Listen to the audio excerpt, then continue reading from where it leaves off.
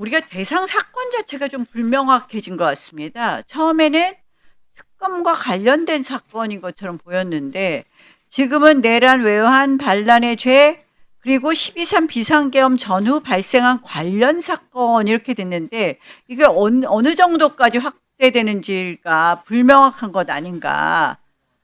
발생한 관련 사건이 내란 외환 반란의 죄만을 말합니까? 아니면 기타 다른 죄도 다 포함하는 겁니까? 김용민 위원장 설명을 해주시죠. 소위원장이시. 아니면 박지원 의원께서 설명을 해주시고. 아니 법률가들이 알아서 판단할 문제가 아니라 이 법 자체가 위헌적인데 저희는 뭐 이거를 논의하는 것조차도 뭐 논의를 할 필요도 없다고 생각합니다. 이 법 자체가 위헌이고 이 법은 당연히 위헌 제청해야 된다고 봅니다. 왜냐하면 우리 입법권은 만능 면허가 아니지 않겠습니까? 법원행정처장님. 예. 맞죠? 이런 법을 만들 수 있습니까? 저희들은 기본적으로 여기 이 내란 특별재판부 법에 대해서 여러 가지 위헌적인 요소가 있다라는 입장 분명히 밝힌 바 있습니다. 이거는 말은 내란 전담재판부라 해서 무슨 저 사법부 전담재판부처럼 말하지만 이건 특별재판부예요. 예. 한마디로 나치 특별재판소하고 똑같다고 봅니다. 결국 외부에서 판사를 뽑고 그것도 또 대등재판부라는 말을 썼어요. 나치 특별재판소가 어떻게 규정되는지 한번 보세요. 말 방해하지 마세요.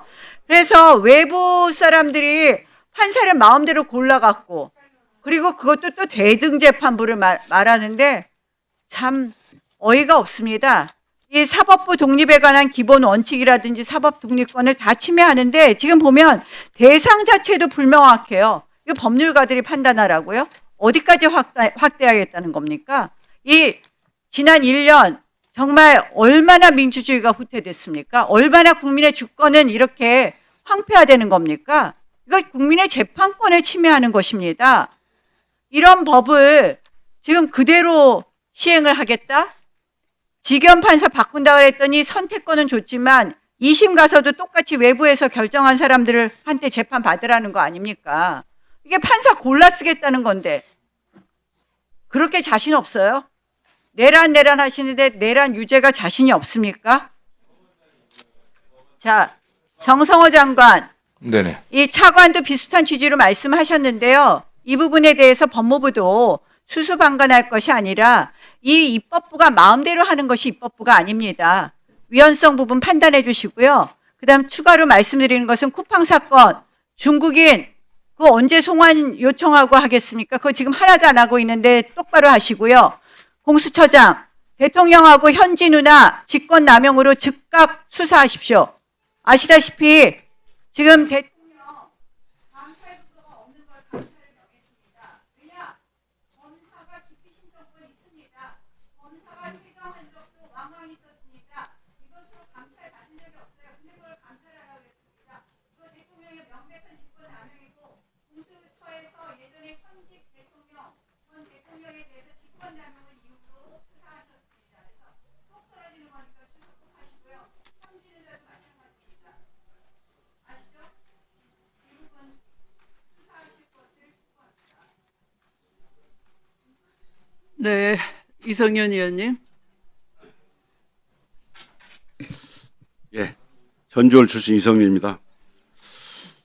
예, 오늘 새벽에 추경호 국힘의원 구성장 기각 참 충격이었습니다. 그동안 법원이 정말 내란 특검이든 또는 개명 특검이든 수도 없이 영장을 기각해가지고 보통 형사사건 기각률보다 2배 높게 기각했습니다. 정말 시간을 정해놓고 수사하는 특검이 수사를 하고 있는데 법원이 거의 수사를 방해하고 있어요. 그러니까 국민들이 내란 전담재판을 만들라는 겁니다. 어제 구속 신문할 때 법원의 또 말도 좀 정말 황당합니다. 이런 말 했다고 그래요. 기각해도 좋은데 2분 동안 전화통화로 어떻게 내란 공무가 가능하냐 이런 의심을 표시했다고 그래요. 이게 이걸 들으면 어떤 생각이 나냐면 과거에 윤석열이 2시간짜리 내란이 어디 있냐 이런 말하고 생각이 납니다. 정말 내란 주요 업무 종사자를 구속하는데 내란 우두머리가 우게 되는 말 그대로 재판부가 하고 있어요. 이게 국민들이 이걸 보고 분노하는 거예요. 정말 국민들은 다 합니다. 이 평온한 상태에서 요건도 없는, 요건도 안 되는 비상계엄 선포했는데 왜 법원만 그렇게 모르고 내란 세력을 비호하는지 이해가 안 된다는 거예요.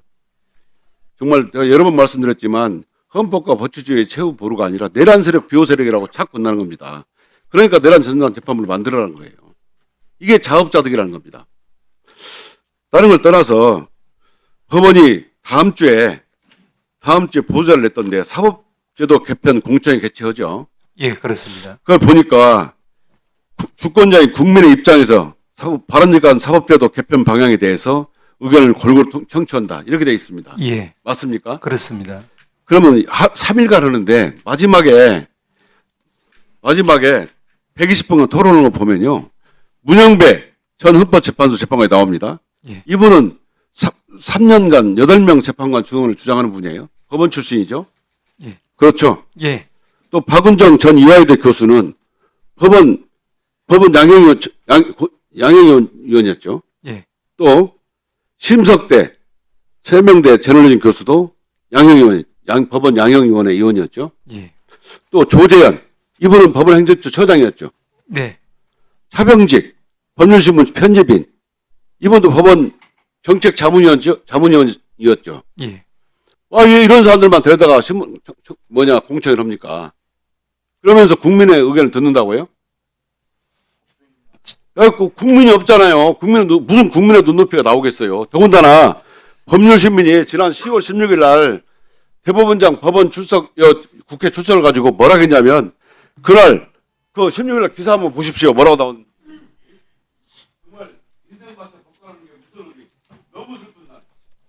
대법원 국정조사 판사를 간 이런 이따구의 기사를 쓴 법률신문이에요. 이런 법률신문하고 같이 함께 무슨 공청회 됩니까? 이게 국민의 소리를 듣는 겁니까? 다시 한번 패널 바꾸든가 하십시오. 네, 수고하셨습니다.